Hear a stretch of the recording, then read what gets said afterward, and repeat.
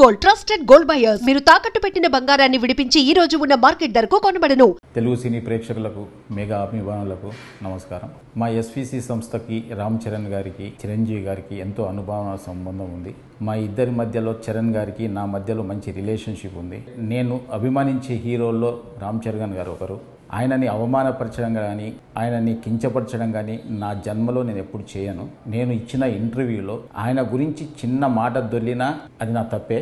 అది జరిగిందని అభిమానులు అనుకుంటున్నారు కాబట్టి వాళ్ళకి నిజంగా నేను క్షమాపణ చెప్తున్నా. చరణ్ గారికి కూడా క్షమాపణ చెప్తున్నాను. అంటే నాకున్న ఆయన రిలేషన్ని నేను పాడు చేసుకోదలుచుకోలేదు. ఎందుకంటే జనం ఈ రోజు మాట్లాడుతున్న మాటలు కానీ బయట ట్రోలింగ్స్ కానీ అభిమానుల బాధలు కానీ నేను అర్థం చేసుకోగలను. ఎందుకంటే ఒక హీరోని అలా అన్నప్పుడు ఎవరు కూడా భరించలేరు. నేను అన్న ఇంటెన్షన్ అలా కాదు. మాకున్న రిలేషన్స్లో మాకున్న క్లోజ్నెస్లో నేను మాట దొర్లాను తప్ప ఆయనను అవమానపరచడానికి కాదు. మాకు మెగా హీరోలతో అందరితో మాకు మంచి సంబంధాలు ఉన్నాయి. వరుణ్ తేజ్తో ఒక ఫిదా కానీ, సాయి ధరమ్ తేజ్తో 2 సినిమాలు, చరణ్ గారితో 2 సినిమాలు చేశాం. చిరంజీవి గారు ఎప్పుడు మా రాజుగారితో కానీ నాతో ఎప్పుడు మాట్లాడుతూనే ఉంటారు. ఇలాంటి అనుబంధం ఉన్న వాళ్ళని అవమానించే పర్యంత మూర్ఖుని కాను నేను. దయచేసి అందరు అభిమానులు అందరూ అర్థం చేసుకోవాలి. సంక్రాంతికి గేమ్ చేంజర్ రిలీజ్తో పాటు సంక్రాంతికి వస్తున్నాం సినిమాని ఒప్పుకోకపోయి ఉంటే, ఆయన చెయ్యొద్దు అని ఉంటే ఆ సినిమా రిలీజ్ అయ్యేది కాదు.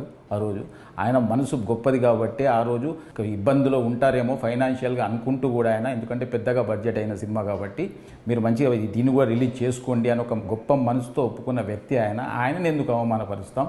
దయచేసి నేను ఆయన మాటలు కానీ అపార్థం చేసుకుంటే ఫ్యాన్స్కి అందరికీ నేను క్షమాపణ చెప్తున్నా. దయచేసి మా రిలేషన్ పాడు చేయొద్దు. మాకు మళ్ళీ నెక్స్ట్ ఒక ప్రాజెక్టు రెడీ అయింది. నెక్స్ట్ చరణ్ గారితో సినిమా తీయబోతున్నాం.